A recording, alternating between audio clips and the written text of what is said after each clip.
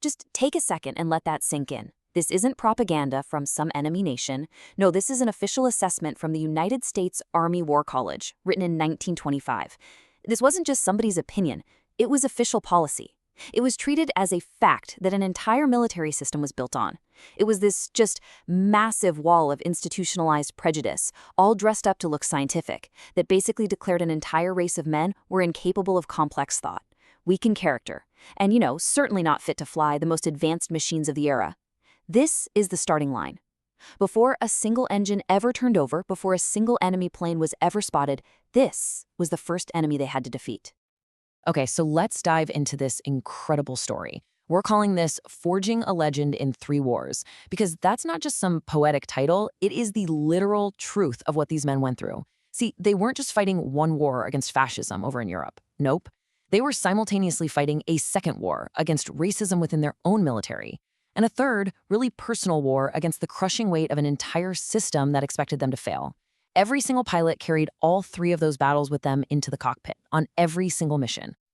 So, how do you even begin to fight a war when your own side has already decided you're going to lose? That was the reality of the whole Tuskegee program. It wasn't born out of some newfound belief in equality. It was born out of political pressure. Their greatest battle wasn't fought at 20,000 feet over Germany. It was fought right here on the ground, in meeting rooms and in the halls of power, just to get the right to even try. What's so fascinating when you look at this timeline is you can see the slow, grinding pressure that it took just to crack the door open a tiny bit. That 1925 report was the wall they were up against, but all through the 30s, you had these civilian pioneers who were already proving it wrong. Civil rights leaders, black newspapers, they were hammering the Roosevelt administration with a really simple question. How can we go fight for democracy abroad when we are denying it to people right here at home? So Public Law 18 in 1939, that wasn't a change of heart. It was a grudging political move. And even then, when the 99th Pursuit Squadron was finally formed in 41, listen to the language they used. It was an experiment. Just think about the psychology of that word for a second. Experiment. An experiment is set up to test a theory, right? And the military's theory was that these men would fail. They were given worse equipment, they were stuck in segregated facilities, and they had commanders who openly said they didn't think they could do it. The pressure was just unimaginable. Failure wouldn't just mean washing out of flight school. No, it would be held up as proof that the 1925 report was right all along. They weren't just flying for their country, they were flying for the dignity and the future of 13 million Black Americans. So when they finally get to the war, the fight for respect was far from over. When the 99th Squadron shows up in North Africa in 1943, their commander basically kept them away from the real fighting. He wanted them to fail, and when they didn't immediately start racking up kills, he had the excuse he needed to write a scathing report. The whole experiment was on the verge of being shut down. They needed to provide absolute, undeniable proof, and they needed it fast. And this is the moment the proof arrived, July 2nd, 1943. First Lieutenant Charles B. Hall is escorting bombers over Sicily. He spots 2 German Focke-Wulf 190s. We're talking some of the best fighters in the world, diving on the bombers. He yanks his P-40 Warhawk inside their turn and, in his own words, fired a long burst. Can you imagine the sound, the vibration, the intense focus in that moment? He saw his bullets hit, and he watched that enemy plane just spiral straight into the ground. When he landed, the base went nuts. This wasn't just another kill. It was a symbol. So here's the crucial point. That one victory, that one kill, became a direct physical takedown of that entire 1925 Army report. It was a single action that started to disprove a whole mountain of prejudice. For the ground crews who'd been putting up with insults for months, this was their answer. For the pilots, it was the first crack of light. But believe it or not, it still wasn't enough to save them. Yeah, even with Hull's victory, that negative report from their commander was still making its way up the chain of command. The head of the Army Air Forces was literally preparing to shut the whole experiment down for good. The program was hanging by a single thread. And then came a desperate battle on the beaches of Anzio, Italy, that would change everything. Okay, so picture this. The German Air Force, the Luftwaffe, throws everything they have at the Allied beachhead at Anzio. And who gets sent up to stop them? The 99th Squadron, flying these outdated P-40 Warhawks. They were totally outmatched by Germany's better Focke-Wulf 910s, they were outnumbered, and their very existence was on the line back in Washington. The mission was simple and absolutely brutal. Hold the line. Just look at this chart. In the 7 months before this, dealing with all that skepticism and getting stuck with bad missions, they had less than 5 confirmed kills. But in just 2 days over Anzio, flying those inferior planes, they shot down 13 enemy aircraft. It was such an explosion of performance, so dramatic and so undeniable that nobody could ignore it. The War Department was forced to do a study, and they had to conclude that the 99th performed just as well as any white unit. The argument was over. The experiment was a success. And their performance at Anzio didn't just save the program, it created a whole new one. The 99th was merged with other black squadrons to form the 332nd Fighter Group. They were given brand new P-51 Mustangs, and their planes were given a distinctive marking that would become famous: tails painted bright red. A new identity, a legend was born. Now, this is what's so interesting: the philosophy that made them legendary. Their commander, Colonel Benjamin O. Davis Jr., gave them a directive that was completely different from most other fighter groups.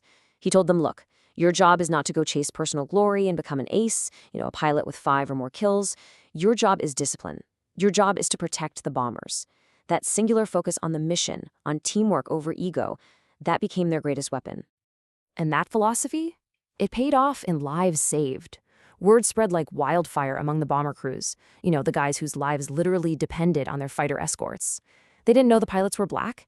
They just knew that when the fighters with the red tails showed up, they stayed close. They fought off attackers with this fierce discipline, and they brought them home. Bomber crews started calling them the Red Tail Angels, and even began specifically requesting them for the most dangerous missions. Even their enemies, the German pilots, gave them a nickname born out of respect: Schwarze Vogalmention, the Black Birdmen. So all of this leads to their most difficult and probably their most defining mission. March 24th, 1945. The assignment: a brutal 1,600-mile round trip to escort bombers to a tank factory in Berlin, deep in the heart of the Nazi Empire. And intelligence had warned them they'd be facing Germany's brand new secret weapon.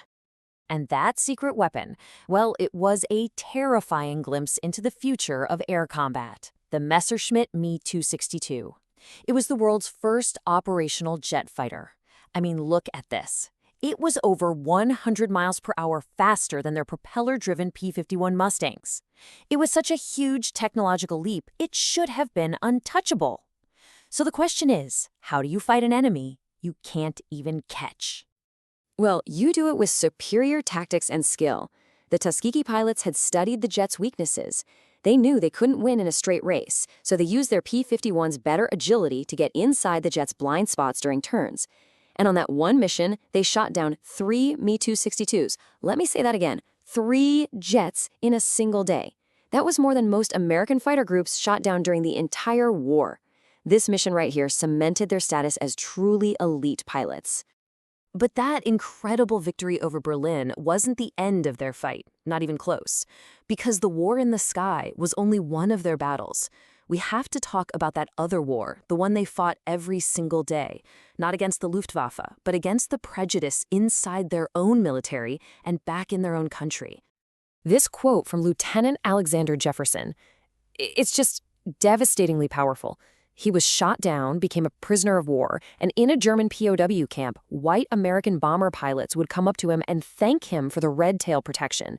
They treated him like an equal, a fellow officer, and the brutal irony wasn't lost on him at all. He found more equality and respect as a prisoner in Nazi Germany than he could ever expect as a free man back home in America. I mean, that just captures the profound absurdity of it all. So what was the final verdict? Well, the data really speaks for itself. Just look at this scorecard. The most important number on here is bombers lost. The Red Tails lost only 27 bombers under their escort, compared to an average of 46 for other P-51 groups. That is a stunning difference. It's the numerical proof of Colonel Davis's philosophy. They brought the bombers home. This wasn't just a story or a legend. It was cold, hard, irrefutable data that proved their excellence. And this is where their success on the battlefield had a direct impact on the future of America. Their undeniable record of excellence became a powerful political tool. When President Truman was debating the integration of the armed forces, the success of the Tuskegee Airmen was a key piece of evidence. It proved segregation was not only morally wrong, but militarily inefficient. Their incredible performance in the sky literally helped tear down the walls of segregation on the ground. This quote from Roscoe Brown, one of the pilots who shot down a jet over Berlin, just says it all, doesn't it? This was never just about fighting one enemy. It was about defeating the ideology of racial inferiority, both abroad and right here at home. They went to war to prove an idea wrong, and they came back with a victory that changed a nation. And that really brings us to the final takeaway. Their story is so much more than just history. It's a blueprint. It forces us to ask ourselves, what are the modern-day versions of that 1925 Army report? What widely held beliefs about what certain people can or cannot do still exist in our world today? The lesson of the Tuskegee Airmen is that prejudice just crumbles in the face of undeniable excellence. They proved it not with arguments, but with altitude and with action. And the question they leave for us is, what walls are still standing today, just waiting for their Anzio?